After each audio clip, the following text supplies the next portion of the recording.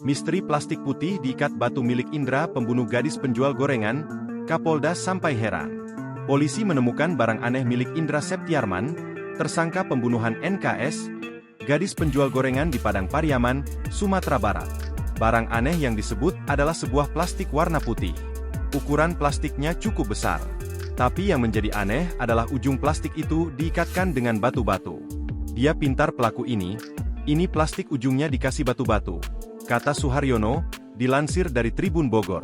Berdasarkan keterangan Indra, plastik itu digunakan untuk membekap wajah gadis penjual gorengan.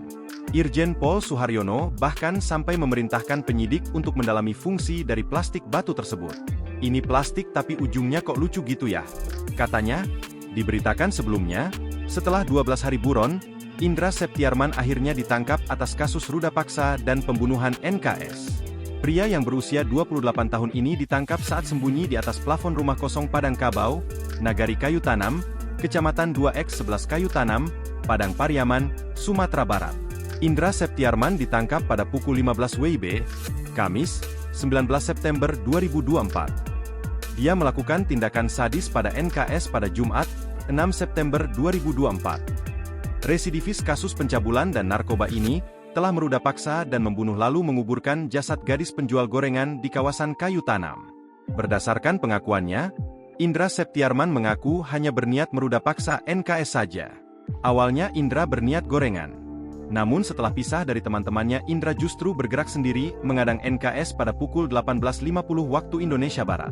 Irjen Pol Suharyono menerangkan demi melancarkan aksi bejatnya, Indra Septiarman membekap NKS selama 6 menit lamanya. Terungkap cara Indra Septiarman bertahan hidup selama 10 hari menjadi buronan kasus pembunuhan NKS, gadis penjual gorengan di Padang Pariaman, Sumatera Barat. Indra rupanya bertahan hidup membawa uang Rp200.000.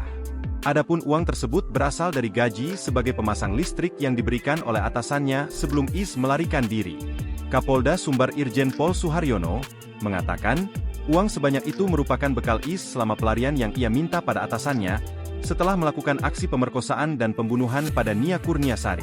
Selain uang gaji terakhir itu, Is sebagai putra asli daerah dan memahami area tempat ia bersembunyi, ada kemungkinan juga ia memenuhi logistik dengan berbagai cara.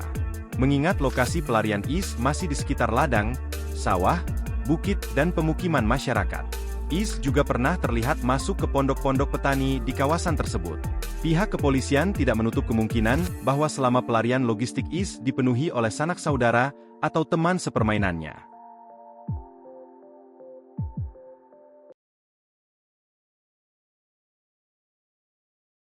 Download Tribun X sekarang, menghadirkan lokal menjadi Indonesia.